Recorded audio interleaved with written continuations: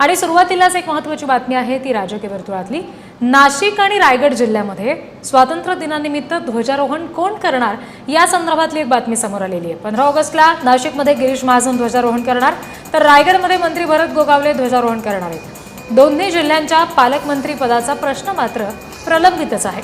पण सध्या ध्वजारोहण कोण करणार या दोन नावांची घोषणा झालेली आहे।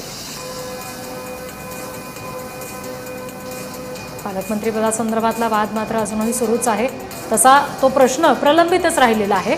पण येत्या स्वातंत्र्य दिनी म्हणजे 15 ऑगस्टला नाशिकमध्ये गिरीश महाजन ध्वजारोहण करणार आहेत, तर रायगडमध्ये मंत्री भरत गोगावले ध्वजारोहण करणार आहेत।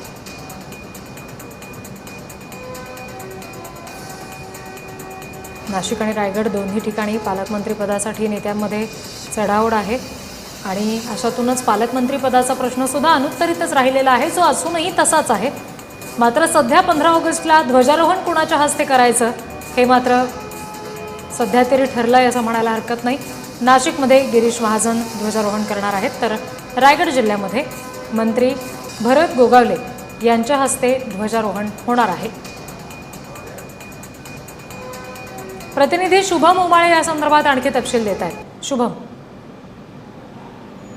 रेती बघायला गेलं तर आताच नुकती महाराष्ट्र शासनाचा एक GR आता सध्या आलेला आहे आणि त्यामध्ये आता असं स्पष्ट झालेलं आहे की पालकमंत्री पद हे जाहीर जरी झालं नसलं तरी मंत्री भरत गोगावले हे रायगड जिल्ह्यामध्ये ध्वजारोहण हे आज 15 ऑगस्ट रोजी करतील, तर मात्र गिरीश महाजन हे नाशिक मधलं ध्वजारोहण करणार आहेत। अर्थातच सस्पेन्स पालकमंत्री पदाबाबत हा अजून देखील कायम आहे आणि त्यामागे अनेक कारणं आहेत। महायुतीमध्ये काय सुरू आहे असा देखील आता प्रश्न हा उपस्थित होत आहे, कारण की वारंवार सातत्याने सांगण्यात येत होतं की पालकमंत्री पदाचा तिढा हा सुटलेला आहे, पण तरी मात्र आता 15 ऑगस्ट जवळ आलेला आहे, पण अशा कोणत्याच बद्दलची घोषणा ही अद्याप झालेली नव्हती। पण आता अचानक जी आहे एक शासन GR समोर आलेला आहे की कोणकोणत्या जिल्ह्यात कोणकोणते मंत्री किंवा कोणकोणते पालकमंत्री हे ध्वजारोहण करणार आणि अशामध्ये गिरीश महाजन नाशिक तर भरत गोगावले हे रायगडमध्ये आता ध्वजारोहण करणार आहेत।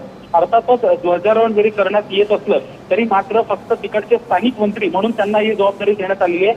पालकमंत्री म्हणून अद्यापही घोषणा नाहीये आणि याबद्दलचा सस्पेन्स हा अजूनही कायम आहे आणि पालकमंत्री पदाबाबतची घोषणा ही आता लांबणीवर गेलेली आहे। जी, धन्यवाद शुभम सगळ्या माहितीसाठी।